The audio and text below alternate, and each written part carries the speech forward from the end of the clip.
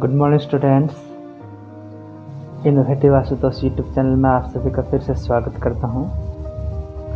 बच्चों, online English classes में हमने आपको नॉन फाइनाइट्स के बारे में बताया था। यह कहा था कि ये 10th बोर्ड में अक्सर इससे क्वेश्चंस पूछे जाते हैं, इसलिए ये इम्पोर्टेंट टॉपिक है। पहली बात। दूसरा, नॉन फाइनाइट्स क्या होते हैं यह मैंने बता दिया। उसका पार्ट 1 में हमने आपको बताया था कि नॉन फाइनाइट्स का जो पहला टाइप है वो होता है इन्फिनेटिव्स, जिसमें कि विथ टू होते थे, मतलब वर्ब के आगे टू लगा करते थे। अब हम जानेंगे दूसरा पार्ट, जिसमें क्या होता है, इसको हम लोग बोल सकते हैं बेयर इन्फिनेटिव्स। बेयर का मतलब होता है नंगा। यहाँ नंगा का मतलब क्या हुआ कि ऐसे इन्फिनेटिव्स जिसमें टू लगा ही नहीं हो, मतलब विदाउट टू, है ना, इन्फिनेटिव्स।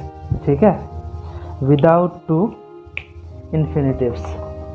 ये ऐसे इन्फिनेटिव्स होते हैं जिसमें टू नहीं लगते हैं और फिर भी वो होते हैं इन्फिनेटिव्स, मतलब नॉन फाइनाइट्स। तो चलिए एक दो एग्जांपल्स देखते हैं हम लोग।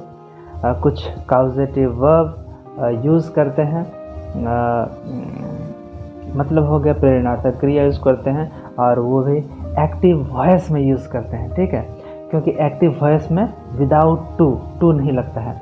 ऐसे वर्ब्स होते हैं जिनमें टू नहीं लगता है। आप जानते हैं जब दो वर्ब जुड़ते हैं तो फेविकॉल के रूप में, फेवी गम के रूप में, है ना, गम के रूप में, गोंद के रूप में TO2 काम करता है। ठीक है, तो चलिए देखते हैं कुछ एग्जांपल्स, जैसे कि I made him laugh। I made him laugh। इसका मतलब क्या हुआ? यहाँ आप देखें दो वर्ब है, एक है made और दूसरा है laugh। इसका मतलब क्या हुआ? I made him laugh। मैंने उसे हंसाया। हंसना का तो लाफ होता है, लेकिन हंसाना, ठीक है, हंसाना क्या है? कोई काम जब दूसरे की प्रेरणा से हो तो उसे बोलते हैं काउजेटिव वर्ब। ठीक है, वो हो जाते हैं प्रेरणार्थक क्रिया। तो ऐसे क्रियाओं को मेक लगा करके बनाया जाता है, और भी कुछ उसके तरीके हैं ट्रांसलेट करने के, वो मैं आपको सिखाऊंगा। यदि आप मुझसे जुड़े रहते हैं तो आप इसके बारे में जान जाएंगे। तो आई मेड हिम लाफ, तो मेक का ये पास्ट है ना, उसके साथ लाफ लगा हुआ है, मतलब मेक जब रहे एक्टिव वॉइस में, एक्टिव वॉइस बोले तो उसका मतलब हुआ कि जब ये जो सब्जेक्ट है वो एक्टिव हो और उसी के अनुसार जो मेन वर्ब है, प्रिंसिपल वर्ब है, उसका फॉर्म बदलता हो, वह कार्य करता हो। ठीक है, आगे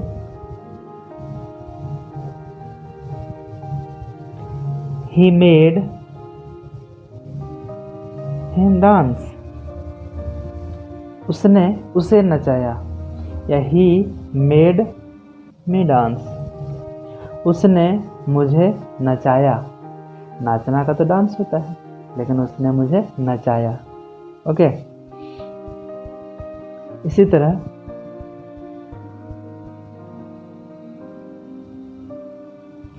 I made him sing।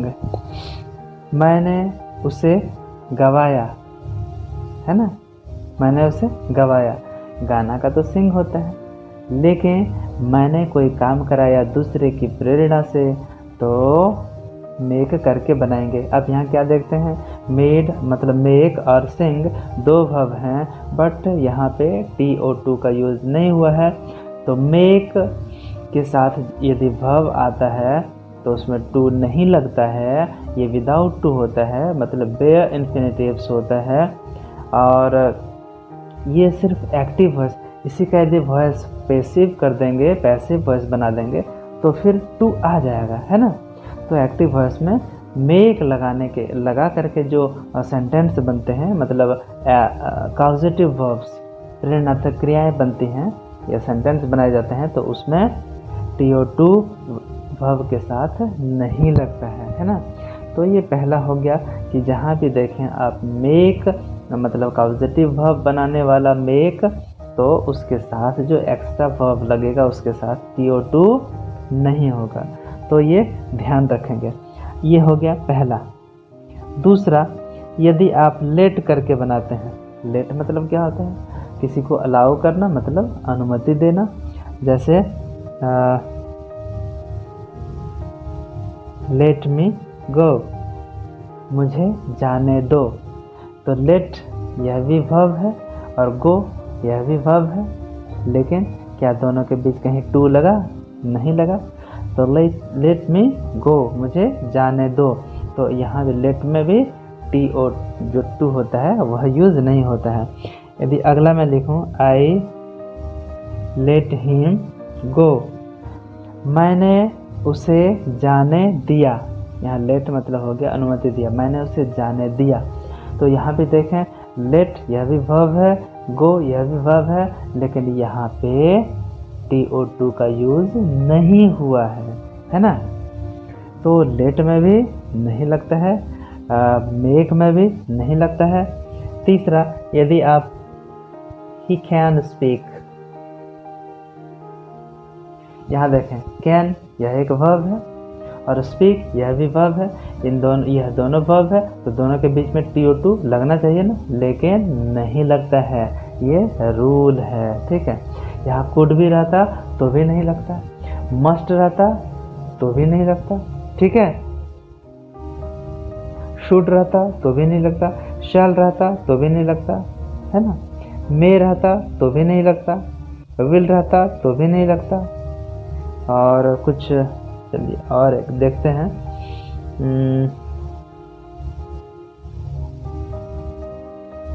I need not go to market, इसको आप देखें, I need not go to market. यहाँ नीड जो है यह वर्ब है और गो जो है यह भी वर्ब है, लेकिन क्या इन दोनों के बीच में TO2 लगा है? नहीं।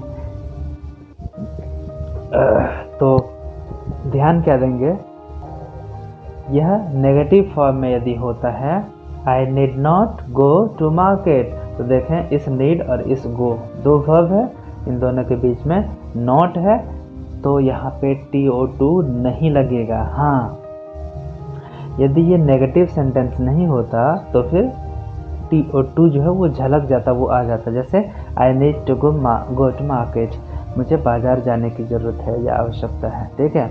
लेकिन जब इसका नेगेटिव इस तरह से बनाते हैं, नीड के बाद नॉट लगा करके बनाते हैं, तो TO2 नहीं लगता है। तो कृपया ये ध्यान रखेंगे, मेक के साथ वर्ब आएगा तो नहीं लगेगा, लेट के साथ वर्ब आएगा तो नहीं लगेगा, ये एक्टिव वॉइस होना चाहिए, ठीक है। कैन के साथ, कुड के साथ, शैल के साथ, शुड के साथ, मस्ट के साथ, मे के साथ, माइट के साथ जो वर्ब आएगा उसमें TO2 नहीं लगता है। और यहाँ पे नीड नॉट रहेगा, उसके बाद कोई वर्ब आएगा तो वहाँ भी TO2 नहीं लगेगा वर्ब के पहले, क्योंकि यहाँ पे ये है बेयर इन्फिनेटिव्स, ठीक है। तो ये कुछ बेयर इन्फिनेटिव्स थे जिनको कि आपको ध्यान में रखना है और एग्ज़ाम में आए तो बस इसको हल कर लेना है। तो ये था नॉन फाइनाइट्स का पार्ट 2। उम्मीद बच्चों आप समझे होंगे। यदि नहीं समझे, कहीं कोई दिक्कत रह गई तो आप कमेंट बॉक्स में ज़रूर लिखें। बिल्कुल शर्माने की ज़रूरत नहीं है, बिल्कुल हिचकने की ज़रूरत नहीं है ना। जहाँ कुछ समझ में नहीं आए तो एडवांस पूछ लेना चाहिए। तो ठीक है बच्चों, आज के लिए बस इतना ही। मिलते हैं अगली कक्षा की अगली वीडियो में कुछ कुछ नए टॉपिक या नॉन फाइनाइट्स के पार्ट 3 में उस टॉपिक के साथ। तब तक के लिए धन्यवाद।